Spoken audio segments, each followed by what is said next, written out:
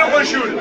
Andrés vai ler unha frase e todos vos tens que repetir o que diga Andrés, vale? Así que veña. Calle, Lume! Lume! A ver, rapaces e rapazas. Por favor, Quero escoitaros a todos. Os que están sacando fotos ali tamén. Todo eso para mí. todo eso y más, hijo.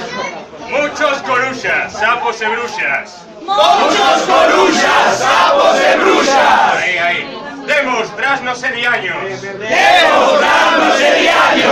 Espíritos das neboais veigas. Corvos, píntegas e meigas. Rabo ergueito de gato negro. E todos os feitizos das menciñeiras. Podres cañotas furadas. Fogar de vermes e alimañas. Lume da Santa Compaña. Mal ollo, negros meigallos. Cheiro dos mortos, tronos e rayos. Fuciño de sátiro e pé de coello. Ladrar de raposo, rabiño de martuxa. Oveo de can, fregueiro da morte. Veña que só queda metade. Pecadora lingua de mala muller, casada cun bello home.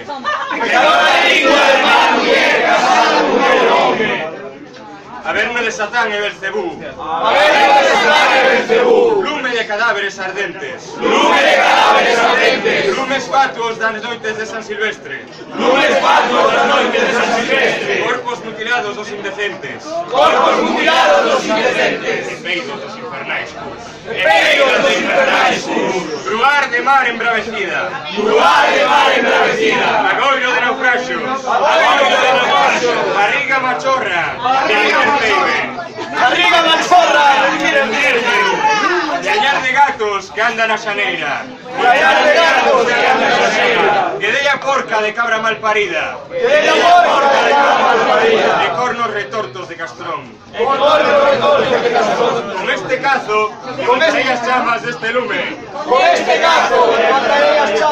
Dale, Javi. Que se asemella ao do inferno. E as meigas ficarán purificadas de todas as súas maldades. Algúnas fuxirán a caballo. Perdón, carallo, é difícil ler aquí. As súas escobas para írense a surgar no mar de Fisterra. Al último párrafo, joder. Forzas do ar. Derramar el lume. Fago esta chamada. É verdade que tendes máis poder que a humana xente. Limpade de maldades a nosa terra. E facede que aquí e agora os espíritos dos amigos ausentes compartan con nos esta queimada.